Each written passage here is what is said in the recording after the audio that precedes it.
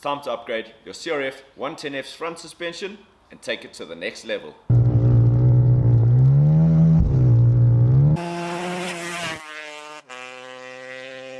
In this video, we're doing longer dampening rods, heavier springs, and we're changing the fork oil. So I got my forks neatly laid out on the workbench here. Everything's clean, fully disassembled.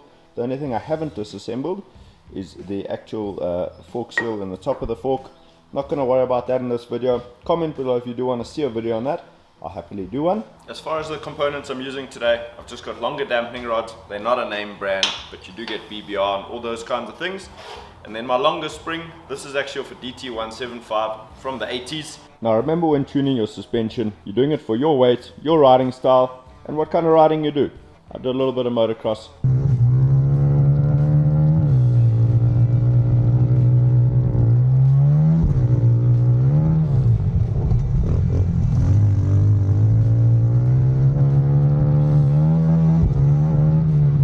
I do a little bit of enduro. Hey!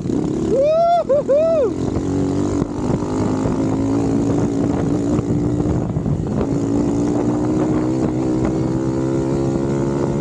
So I like to have it all. My suspension is a little harder for the enduro. Being such a long spring, you'll see when we reassemble this, a portion of that sticks out, but it is a progressive spring, so that does help a little bit with the smaller bumps. I've also just done a build series on the Crf110f. It's coming out in 2 weeks, so hit that subscribe button. So if you haven't already, to prepare your dampening rod, you're just going to take this little plastic clip off the top. You can see that line there. That splits. Put it over to your new dampening rod. That's going to be ready. And as far as the springs go, you're going to take your spacer, take that out. One of the washers will come out. The only thing you're going to be left with is your new spring and one of the washers that will go up by the top nut. They're nice and easy to assemble. It's quite a straightforward shock. I do like to just take a little bit of the fork oil I'm going to use, put it on my finger, get that on the seals that are in the outer casing, just like that. You don't want these seals to be dry.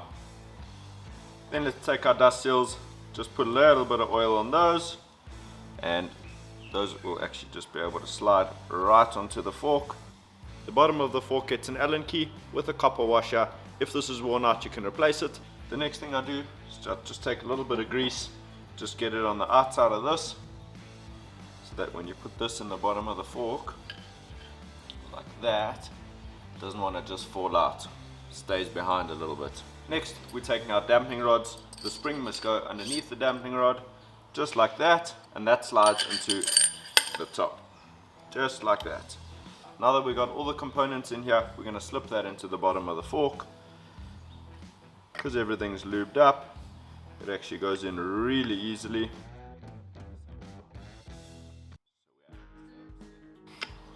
There we go. So just like that, into the bottom of the fork. Without the spring, you're not going to be able to get it in nice and tight. Sometimes you just need to make sure it's all the way down. Now I know you do get some clamps that are specifically to hold forks, but I'll just use my triple clamps. I've got an upgraded one on the bike, so my old one just sits in the box. Because of how heavy my springs are, I'm only using a 10 weight oil. You can go with a much heavier oil if you're not going with such a heavy spring. And I'll be putting about 180 milliliters of fork oil per fork. I like to pre-measure it out before I pour it in. You can pour it straight from the bottle, but then you've got to watch out. Make sure you don't overfill. Now that the forks have their fork oil and the springs out, I like to just cycle it, make sure that all the air bubbles are out. So next we have our spring going in. My spring does protrude because it is a little bit long for this shock, followed by the washer, so that as the spring's moving up and down, if it wants to spin, the washer's there for that, followed by the nut. This is a 17 mil, so I like to use a socket. Then I just compress it. Try and get it to grab on the first thread.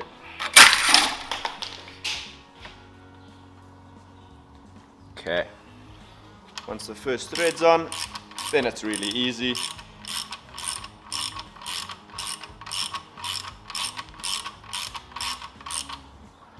You don't need to over tighten this because it's got an O-ring on the top. And now that the whole thing's assembled, it's a good time to get to the bottom of the shock here and just tighten that down. It doesn't need to be terribly tight, but you also don't want it falling out in the trails.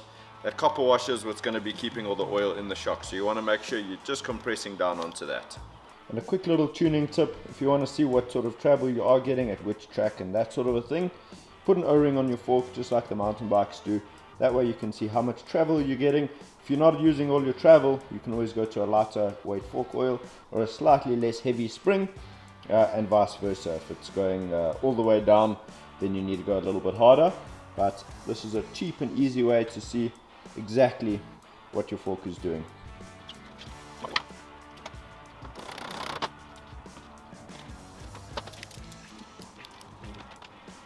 So let's go down to my local motocross track and give it a ride.